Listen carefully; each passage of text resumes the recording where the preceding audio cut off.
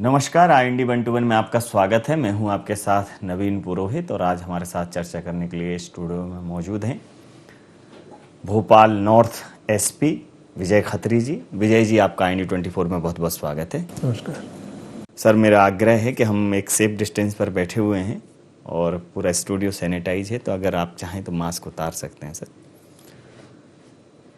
Sir, जिस प्रकार से लगभग हमने कोरोना के पहले फेज़ को बहुत अच्छे से हैंडल किया, दूसरे फेज़ में केसेस बहुत ज़्यादा आ रहे हैं और अगर फ्रंट लाइन वॉरियर्स की बात करें तो जैसे स्वास्थ्य कर्मी हैं, उसके बाद निगम का अमला है और पुलिस, इन तीनों लोगों की भूमिका उसके विषय में जितना कहा जाए कम है। लेकिन पुलिस की एक नई भूमिका भी दिखी, पुलिस का यहाँ प्रबंधन दिखा, पुलिस का एक सामाजिक चेहरा दिखा, पुलिस की एक जिम्मेदारी दिखी।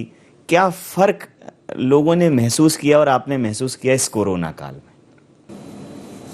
अगर हम कोरोना से पहले की पुलिस और कोरोना के समय की पुलिस और कोरोना बीच में जब थोड़ा कम हो गया था उस समय की पुलिस का कंपैरिजन करें तो पुलिस तो मेरे हिसाब से, जो मेरा 25-26 साल का अनुभव है, हमेशा से ही यही काम करती रही है। समाज के लिए जन सेवा का काम, अपराधियों से मुक्ति, अपराधों का ट्रेसिंग करना, इन्वेस्टिगेशन करके गलत आदमी को जेल भेजना, हमेशा से करती रही। लेकिन कहीं ना कहीं समाज और कुछ हद तक मीडिया भी हमारी अच्छी चीज़ों को नहीं देख पाता था या उतना महत्व नहीं दे पाता था जितना कि नेगेटिविटी को। या कभी 1-1.25 पुलिस में से किसी एक सिपाही ने कहीं बदतमीजी कर दी तो पूरा पुलिस विभाग उसके लिए दोषी हो जाता है। कहीं किसी पुलिस वाले ने व्यक्तिगत कारणों से कुछ कभी कभी कोई अपराध भी कर बैठते हैं, अपराध कर दिया तो फिर पूरी पुलिस ही एक साथ दोषी ठहरा दी जाती है। तो इससे हमें बड़ा लाभ हुआ। हम तो पहले भी हमेशा ही सख्त परिस्थितियों में, कठिन परिस्थितियों में, सर्दियों में जंगल सर्चिंग, बारिश में जंगल सर्चिंग, सभी कुछ करते रहे हैं। लेकिन पहले किसी की निगाह में ये चीज़ आ नहीं पाती थी। तो इस बात की हमारे लिए एक प्रसन्नता भी है कि थोड़ा सा हमारी छवि में बदलाव हुआ है। जी, जिस प्रकार से आपने कहा कि हम तो सतत इस प्रकार का ही काम कर रहे थे, लेकिन परिस्थितिजन्य कारणों से कभी वो नोटिस नहीं हुआ। सामान्यतः एक परसेप्शन था कि पुलिस चौराहे पर होती है तो वसूली के लिए होती है। लेकिन एक ऐसा फेज़ भी हमने देखा कि बिल्कुल पिन ड्रॉप साइलेंस था, आवाजाही शून्य थी, एक तरीके की वीरानगी छाई हुई थी। पुलिस चौराहों पर थी, पुलिस कॉलोनीज़ में थी, पुलिस कंटेनमेंट जोन में थी, पुलिस हॉस्पिटल्स में थी, पुलिस मरीजों के परिवहन में थी, पुलिस लोगों की समझाइश में थी। हर जगह पुलिस दिखी। तो कई अधिकारी, पुलिसकर्मी संक्रमित भी हुए, कुछ तो काल कलवित भी हुए। तो जिस प्रकार की अभी एक जिम्मेदारी आई है, रूटीन पुलिसिंग भी करना है, अपराध की रोकथाम भी करना है, और ये जो सामाजिक जवाबदेही आई है, एक दोहरा प्रेशर है पुलिस के ऊपर, जहाँ तक मैं समझ पा रहा हूँ। तो कैसे मेंटेन कर रहे हैं? जब कंप्लीट लॉकडाउन किया गया था लास्ट ईयर अप्रैल मई के महीनों में, तब तो चूँकि सभी लोग घरों में थे और बाहर कोई भी नहीं था, तो अपराध भी थोड़े से कम हो गए थे, इसलिए उस समय दिक्कत कम थी। लेकिन बाद में जब अनलॉकिंग की प्रक्रिया चालू हुई थी जुलाई से, उसके बाद हमारे लिए ज़रूर बहुत कठिन चुनौतियां बन गई थी। क्योंकि एक तरफ जब सेकेंड वेव आई थी सितंबर के महीने में, तब एक तरफ हमारे पुलिस अधिकारी और कर्मचारी कोरोना से पॉजिटिव होते जा रहे थे, और दूसरी तरफ जैसा आपने बताया कि अपराध एकदम से बढ़े थे, लूट, हत्या, मारपीट, लूट खसोट, चोरी एकदम से बढ़े थे। तब हमारे लिए बड़ी कठिन परिस्थिति बनी थी। और मुझे ये बताते हुए प्रसन्नता है कि सभी जिलों में, सभी जगह सभी ने अपने अपने कर्तव्य का भली भांति बखूबी निर्वहन किया और उस चुनौती को भी पार पा लिया। अब फिर नए सिरे से कोरोना उठ खड़ा हुआ है और फिर हमारे सामने चुनौती है। और जैसा अभी घोषित हो भी गया है, 60 घंटे का लॉकडाउन लग गया है, और अभी पता चला है कि काफ़ी सारे ज़िलों में और लॉकडाउन को बढ़ा दिया गया है। हो सकता है भोपाल में भी ऐसी परिस्थिति बने। तो अब फिर हम नए लॉकडाउन की तरफ जा रहे हैं। और पिछली बार के लॉकडाउन और इस बार के लॉकडाउन में एक अंतर भी है जी। पिछली बार का जो लॉकडाउन था वो उसमें सामान्य जनता के अंदर पैनिक था, भय था, और वो लोग घर से बाहर नहीं निकल रहे थे। जी जी। परेशानी थी, सबको बहुत परेशानी थी, सभी लोग एकदम से लॉकडाउन इम्पोज हो गया था तो तमाम तरीके की परेशानियां थी। लेकिन उस समय चूँकि कोरोना का भय बहुत ज़्यादा था, इस वजह से लोगों की तरफ से कम दिक्कत आई। इस बार थोड़ा उल्टा है। इस बार जो बाज़ारों में भीड़ है, और पिछले 15 दिन से हम लगातार रोको टोको अभियान चला रहे हैं, मास्क पहनने के लिए निवेदन कर रहे हैं। हमारे राज्य के मुख्यमंत्री जी भी खुद सड़कों पे उतरे, मीडिया ने भी बहुत प्रयास किया है, सभी राजनेताओं को, जनप्रतिनिधियों को, सबको इस काम पे लगाया गया। उसके बाद भी हम लोग पा रहे हैं कि जनता उतनी जिम्मेदारी नहीं दिखा रही है जितनी कि उनसे अपेक्षा है, क्योंकि ये खतरा सबके लिए है। और कोरोना एक ऐसा अज्ञात दुश्मन है जो न गरीब देखता है, न अमीर देखता है, न हिंदू देखता है, न मुस्लिम देखता है। और जब एक बार हो जाता है तो आदमी के होश भी उड़ जाते हैं। और अभी तो जैसी स्थिति मध्य प्रदेश में हो गई है कि कहीं बेडों की बहुत दिक्कत आ रही है, कहीं ऑक्सीजन की बहुत दिक्कत आ रही है, रेमडेसिविर इंजेक्शन की दिक्कत आ रही है, टेस्ट हो रहे हैं तो रिपोर्ट जब तक नहीं आए तब तक आप बिल्कुल समझ में ही नहीं आता होगा लोगों को कि क्या करें, इलाज कैसे शुरू किया जाए, क्या किया जाए, और सांस लेने की तकलीफ इस तरह की। तो मैं तो बार बार सोचता रहता हूँ इस बात को कि इस बार के लॉकडाउन में हम लोगों को थोड़ी ज़्यादा मेहनत करनी पड़ेगी। जी, जिस प्रकार से आपने कहा कि लोगों का सहयोग अपेक्षित जब नहीं मिलता है तो कहीं ना कहीं सख्ती करनी पड़ती है।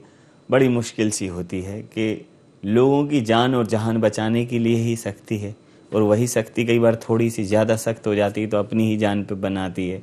मतलब मेंटेन भी करना है, मैनेज भी करना है, सख्ती भी दिखानी है, और चीज़ों को सहज भी बनाना है। दुकान खोलें तो सोशल डिस्टेंसिंग बनाएं, घेरे बनाएं, मास्क लगाएं, रोको टोको अभियान चला रहे हैं तो कई बार सामान्यतः देखने में आता है कि झड़प भी हो जाती है। इस टाइम पर अमले का मोरल बूस्टअप रहे, उनके अंदर भी तो एक मानवीय नेचर है कि हम लोग आपके लिए ही कर रहे हैं, एक रेजिस्टेंस पैदा ना हो, पूरा अमला एकदम चार्ज रहे, उसके लिए बातचीत कैसे कर रहे हैं? मतलब कैसे इस चीज एक पीयर प्रेशर है इस टाइम पे जो मैं समझ पा रहा हूँ। इस बार एक हम लोगों के साथ अच्छी चीज़ ये जुड़ गई है कि हमारे लगभग 100% लोगों ने वैक्सीन का डोज, सेकंड डोज भी ले लिया है। तो अब हमारे अधिकारियों कर्मचारियों के अंदर थोड़ा सा इस बात का हिम्मत है कि अब हमने वैक्सीनेशन करा लिया है। तो पिछली बार जो डर डर के नौकरी कर रहे थे, अब वो डर डर के कम से कम नहीं दिखाई दे रही है। बाकी जहाँ तक आपने कहा कि मोरल बूस्ट रखना और उनको तो हम लोग करते ही रहते हैं लगातार। उसके लिए थानों में जा कर के जो हमारी रोल कॉल का सिस्टम होता है, वहाँ हम अपने सीनियर ऑफिसर्स को भेजते हैं, वो वहाँ जाके उनसे बात करते हैं, और यदि किसी को भी जरा भी तकलीफ है तो उसकी तुरंत समस्या का निदान करने की कोशिश करते हैं। तो अभी तो ये वाली चीज़ नहीं आ रही है, अब आगे आएगी तब देखेंगे। अगर मैं अभी आपके पिछले कार्यकाल की बात करूं तो इसके पहले आप प्रदेश की आर्थिक राजधानी में थे, अब आप प्रदेश की राजधानी में हैं। ये वो शहर हैं जिससे प्रदेश का चरित्र परिलक्षित होता है, या कहीं ये प्रदेश के मुख्य पृष्ठ हैं ये शहर। तो इस शहर की पुलिसिंग कैसी है, इन शहरों की पुलिस का व्यवहार कैसा है, पुलिस की व्यवस्थाएं कैसी हैं, उससे लॉ एंड ऑर्डर की छवि पर बड़ा फर्क पड़ता है। और अब आप चूँकि शहर में भी उत्तर में है जहाँ आबादी का घनत्व बहुत ज़्यादा है और जिसको पुराना भोपाल जाना जाता है, तो दोनों शहरों के बीच में क्या मूल अंतर पाते हैं आप राजधानी की पुलिसिंग में और एक बड़े व्यावसायिक शहर की पुलिसिंग में? पुलिसिंग में तो ज़्यादा अंतर नहीं है, क्योंकि पुलिसिंग तो आईपीसी, सीआरपीसी और पुलिस रेगुलेशन से चलती है, नियम कानून से ही चलती है, इसलिए पुलिसिंग में तो फ़र्क नहीं है। हाँ, हमारे जो जिनसे हमें डील करना है, जो जनता है, उनके स्वभाव में बहुत फ़र्क है। इंदौर की जनता में और भोपाल की जनता में स्वभाव में काफ़ी अंतर है। जहाँ इंदौर में मालवा संस्कृति है, वहाँ बहुत जल्दी लोग उग्र नहीं होते हैं, बातचीत करते हैं, बहस करते हैं, तर्क देते हैं। लेकिन लॉ एंड ऑर्डर वाली सिचुएशन इस लिहाज से थोड़ी कम बनती है वहाँ। यहाँ पे कहा नहीं जा सकता कि कब कौन सी छोटी चीज़ बड़ा रूप ले लेगी और एकदम से लॉ एंड ऑर्डर की सिचुएशन बन जाएगी। और फिर यहाँ पे थोड़ा सा कम्युनल हार्मनी का भी ध्यान रखना पड़ता है, क्योंकि यहाँ मुसलमान भी पर बहुत बड़ी संख्या में हैं और हिंदू भी हैं। तो इस वजह से यहाँ थोड़ा सा कम्युनल हार्मनी का भी ध्यान रखना पड़ता है।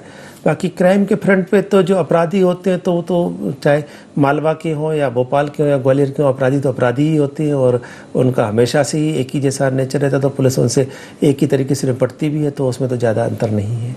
वैक्सीनेशन के लिए सरकार धर्मगुरुओं से आग्रह कर रही है कि वो लोग कहें, क्योंकि हर धर्म के जो संवाहक हैं, संरक्षक हैं, उनका कहीं ना कहीं धर्म विशेष में प्रभाव तो रहता है। तो कई बार क्या होता है कि कुछ एक जगहों पर वैक्सीन को लेकर, मास्क को लेकर अगर धर्मगुरु थोड़ा सा इनिशिएटिव लेते हैं तो ज़्यादा अच्छे तरह से वो संचालित हो पाती हैं व्यवस्थाएं। तो क्या आपने अपने क्षेत्र में इस प्रकार की कोई कवायद कि ये लोग ज़्यादा से ज़्यादा मास्क पहने, नियम कायदों का पालन करें, ताकि इस महामारी को किसी स्तर पर रोका जा सके? निश्चित रूप से इस बात का बड़ा फर्क पड़ता है, क्योंकि हमारा जो हिंदुस्तान है, इंडिया है या भारत में मध्य प्रदेश भी है, हम लोग स्वभाव से ही थोड़े धर्मालु होते हैं और धार्मिक होते हैं। तो हमारे जो धार्मिक गुरु होते हैं उनकी बात पे बड़ा विश्वास करते हैं लोग और बहुत मानते हैं। तो हमने यहाँ ऐसा किया, काजियात में भी किया, बोहरा मुसलमानों के बीच में भी जा कर के उनसे बात की, इधर हमने चौक बाज़ार में जितने भी संगठन थे उनसे जाके बात की। और मुझे ये बताते हुए बड़ी प्रसन्नता हो रही है कि उसके बाद इन लोगों की पहल पे जो वहाँ कैंप लगा करके टीकाकरण किया गया, उसमें काफ़ी अच्छा प्रतिसाद मिला और काफ़ी लोगों ने आगे बढ़ कर के टीकाकरण करवाया है और काफ़ी अच्छा चल रहा है वैक्सीनेशन प्रोग्राम। और उम्मीद करते हैं कि जल्दी से जल्दी वैक्सीनेशन होकर के हर्ड इम्यूनिटी आ जाए और इस बीमारी से थोड़ा राहत मिले तो बहुत अच्छा रहेगा।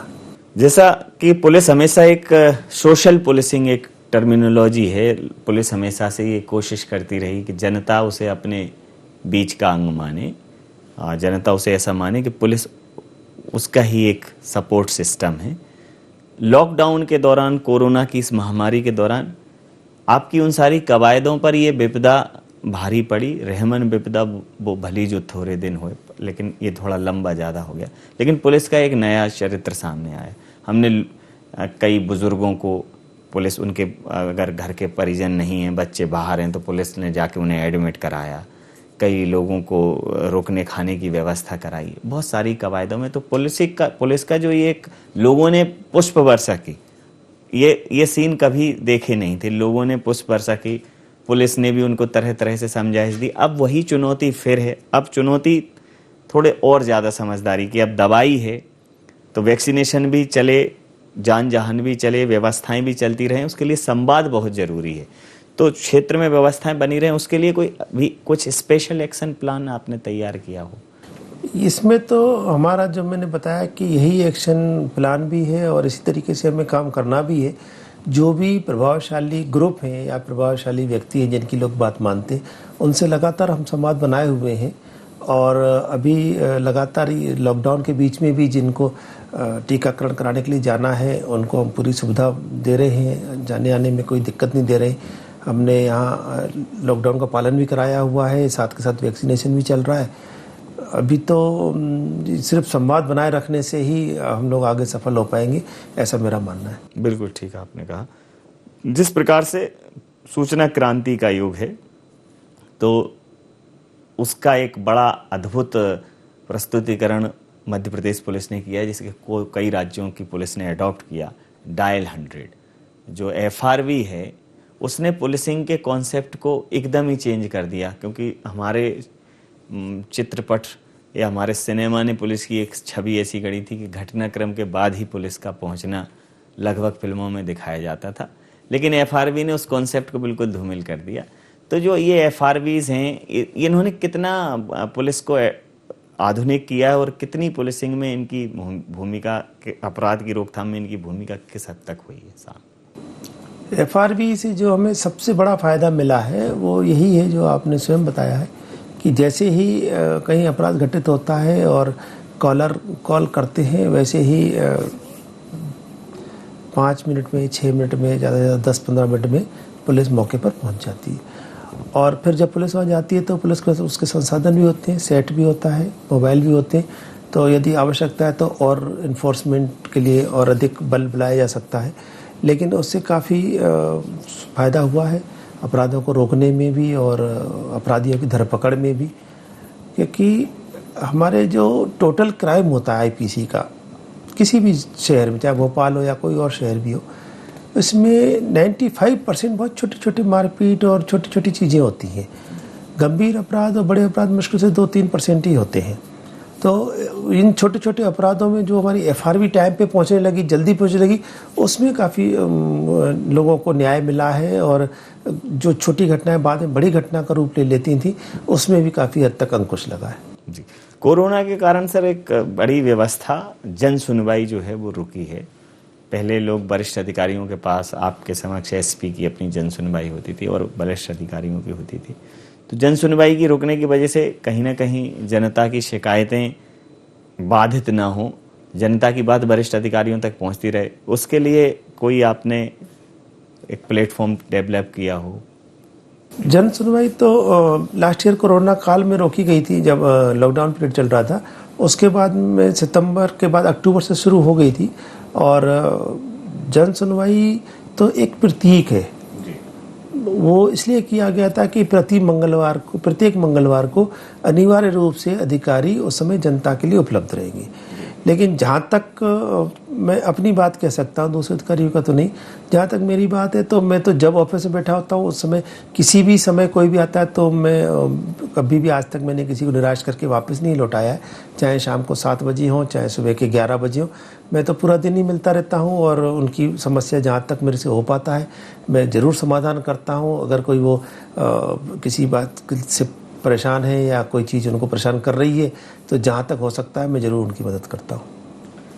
तमाम विभागों की बात करें, अगर सूचकांक की बात करें, तो विभिन्न विभागों में लोग जाते हैं, जहाँ काम होता है, कोई रजिस्ट्री करा रहा है तो उसका एक बड़ा सपना साकार होता है, मकान का, दुकान का, या कहीं और उसकी कोई नई, उसको कोई किसी चीज़ का लाभ मिलता है। लेकिन जब वो पुलिस के पास आता है तो वो बहुत पीड़ित होता है, पहले से ही तनाव में होता है। तो यहाँ जो सेटिस्फेक्शन रेशियो है, संतोष का जो सूचकांक है, वो बहुत हाई हो। तो पुलिस पे आके व्यक्ति संतुष्ट हो जाए, मतलब पहले ही वो असंतुष्ट फॉर्मेट में आ रहा है और फिर वो संतुष्ट हो जाए, तो आपको डबल मेहनत करनी है कि पहले तो उसको असंतुष्ट से 0 पे लाना है, फिर संतोष की तरफ ले जाना है। तभी अभी जो थानों का थोड़ा सा स्टाइल चेंज किया है आपने, हेल्प डेस्क और ये सब चीज़ें नई नई शुरुआत की हैं, क्या कुछ ऐसी चीज़ें बदली जिससे लोगों में पुलिस के प्रति भाव बदल रहा है, लोग थानों में आकर अपनी बात रख रहे हैं सहजता से? निश्चित रूप से बहुत फ़र्क पड़ा है। जो हम लोगों ने ये ऊर्जा महिला डेस्क, महिला हेल्प डेस्क चालू की है, एफआरवी है ही, बहुत फ़र्क पड़ता है। अब हम लोगों ने करीब करीब सभी थानों में रिसेप्शन काउंटर भी बना दिए हैं, वहाँ उनकी सुनवाई होती है। और व्यवहार में भी बहुत फ़र्क आया है। हमारे ऑफिसों में भी अब काफ़ी अच्छी व्यवस्था रहती है, उनके बैठने के लिए व्यवस्था होती है, सब होता है। तो इस सब चीज़ों में तो इंफ्रास्ट्रक्चर लेवल पे तो काफ़ी अंतर आ गया है। अभी मुझे तो ये लगता है कि अब जनता बेहिचक अपनी रिपोर्ट भी करती है और रिपोर्ट सुनाती भी है और लोग उसको सुनते भी हैं, हमारे अधिकारी उस पर कार्रवाई भी करते हैं। अब पहले जैसा ज़माना नहीं रहा कि किसी को पीट करके भगा दिया। और क्योंकि अब जनता इतनी जागरूक है, हमारे पास जो CUG नंबर है वो सार्वजनिक रूप से डिस्प्ले रहते हैं, जगह जगह बोर्डों पे लिखे रहते हैं, तो कोई भी आदमी कहीं से ही फ़ोन लगा सकता है और लगाते भी है। और CUG का फ़ोन तो हमारा बजता ही रहता है, तो सबकी सुननी भी पड़ती है। और सुन कर के जैसा उनका जो भी निदान हो सकता है उनको गाइड भी कर देते हैं कि आप थाने चले जाइए, आपको ये नंबर दे रहा हूँ, आप इस नंबर पर बात कर लीजिए। काफ़ी फ़र्क तो पड़ा है आधुनिक संसाधनों से। जी, जिस प्रकार से कोरोना काल में वर्क फ्रॉम होम और लगभग बहुत चीज़ें ऑनलाइन शिफ्ट हो गई, एजुकेशन ऑनलाइन हो गई, तो फीस डिपॉजिट ऑनलाइन हो गई, तो बैंकों का व्यवहार भी लगभग ऑनलाइन हुआ, लोग ऑनलाइन ग्रोसरी खरीद रहे हैं, मतलब ऑनलाइन ट्रांजैक्शंस बहुत बढ़े। उस अनुपात में लोगों को ऑनलाइन ट्रांजैक्शंस के प्रति उतनी जागरूकता नहीं है, तो एक नया अपराध जो है उसका स्तर बहुत बढ़ गया है, साइबर क्राइम बहुत बड़ा है। और ये एक ऐसा अपराध है जिसकी बहुत बड़ी पृष्ठभूमि नहीं होती, अपराधी का पता नहीं होता कहाँ बैठा है, एक वाइट कॉलर क्राइम है। बाकी क्राइम डिटेक्ट करने के आपके पास बहुत सारे पैरामीटर होते हैं, तो अब इससे भी आप जूझ रहे होंगे। साइबर क्राइम कितनी बड़ी चुनौती मान रहे हैं अभी आप? आज के समय में तो सबसे बड़ी चुनौती साइबर क्राइम ही बन चुका है।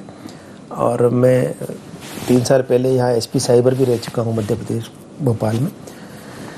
उस समय भी साइबर क्राइम काफ़ी बढ़ गया था, और अब तो जब से मोदी जी ने डिजिटली लेन देन को कंपलसरी किया है काफ़ी सारी चीज़ों में, उसके बाद से तो बहुत बड़े पैमाने पे ऑनलाइन ट्रांजैक्शन होना शुरू हो गए हैं। उसी गति से मोबाइल फ़ोन का चलन भी बढ़ा है। पहले मोबाइल कम लोगों पे होते थे, आज हर आदमी के पास मोबाइल होता है। उसी हिसाब से फिर सुविधाएं भी आ गई, ई वॉलेट आ गए, पैसे रखने ट्रांसफ़र करने के, खर्च करने के नए नए तरीके आ गए। सभी गूगल हो या अमेज़न हो या पेटीएम हो, सभी ने सुविधाएं देना शुरू कर दी कि उनके प्लेटफार्म से आप कहीं भी कुछ भी चीज़ खरीद करके पेमेंट कर सकते हैं। तो चूँकि हमारा देश अभी भी इतना अधिक एजुकेटेड भी नहीं है और टेक्निक को इतना समझता भी नहीं है, तो इस अल्प ज्ञान का लाभ उठा करके कुछ अपराधी लोग साइबर क्राइम करने लग गए, जिससे कि वो लोगों को धोखाधड़ी करते हैं, पैसे भी विड्रॉ कर लेते हैं खातों से। इसमें पुलिस के साथ थोड़ी सी दिक्कत ये है कि बाकी सभी अपराधों में तो हम लोग मेहनत कर कर के और बहुत जल्दी अपराधी को ढूंढ निकालते हैं और पकड़ लेते हैं, लेकिन साइबर में हम अगर बैंक से संबंधित फ्रॉड हुआ है तो बैंक के ऊपर डिपेंड हो जाते हैं। अगर मोबाइल या कंप्यूटर इंटरनेट का इस्तेमाल हुआ है तो सेवा प्रोवाइडर पे हम डिपेंड हो जाते हैं। थोड़ी सी इसमें हमारे लिए अभी ये लिमिटेशंस है। ऐसे आधार है तो आधार का डाटा अभी भी हमारे लिए ओपन नहीं किया गया है, तो हम उसका बहुत सीमित उपयोग कर पाते हैं। तो थोड़ी सी इस तरह की भी चुनौतियां हैं कि इसमें हम फुल्ली इंडिपेंडेंट ना होकर के थोड़े डिपेंडेंट रहते हैं, इसलिए थोड़ी सी कम कार्रवाई या कम सफलता मिल पाती है। लेकिन मैं उम्मीद करता हूं भविष्य में इन सब कंपनियों के डाटा और सर्वर में हमारी एक्सेस मिल जाएगी, तो उसके बाद शायद हम लोग बहुत तेज़ी से साइबर अपराधियों को पकड़ पाएंगे। अभी जिस प्रकार से साइबर अपराधों की रोकथाम के लिए जो अमला है, मध्य प्रदेश में तो साइबर सेल एक पूरा डिपार्टमेंट ही अलग है, साइबर थाने भी हैं, तो कितना सक्षम पाते हैं कि चुनौती जो है उससे निपटने के लिए पर्याप्त संसाधन हैं? असलियत में हमारा इंफ्रास्ट्रक्चर तो खड़ा हो गया है। अब थोड़ा सा टाइम आपको ये देना पड़ेगा कि जो स्टाफ है जो नया आ रहा है वो तो काफ़ी ट्रेंड और काफ़ी पढ़ा लिखा है, कंप्यूटर ओरिएंटेड भी है, एजुकेटेड भी है, तो वो लोग तो कर लेते।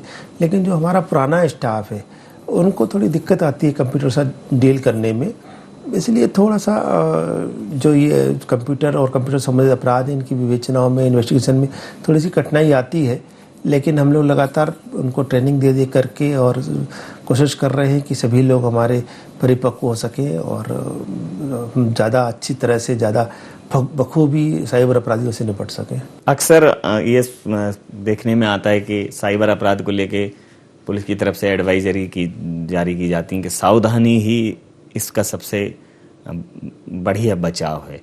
तो लोगों को जागरूकता के लिए, लोगों को समय समय पर जागरूक करते रहें, एडवाइजरी तो लोगों तक पहुँचे, उसके लिए प्रयास क्या किए जाते हैं इसको? जी बिल्कुल किए जाते हैं। इसको लगातार सोशल मीडिया में सब तरह से वायरल किया जाता है, पेपर में एड भी देते हैं, होर्डिंग्स भी लगाते हैं। हम लोग तो पूरी तरह से कोशिश करते हैं, और सभी जितने भी वित्तीय प्रतिष्ठान होते हैं, बैंक की होती हैं, सभी जगह ये कहीं ना कहीं होर्डिंग लगाए जाते हैं कि किसी को OTP नहीं बताना है, किसी को अपनी व्यक्तिगत जानकारी नहीं देनी है, आपका पासवर्ड आपके किसी को शेयर करने की चीज़ नहीं होती। तो थोड़ा फ़र्क तो पड़ा है अभी, और जागरूकता की ज़रूरत रहेगी इसमें।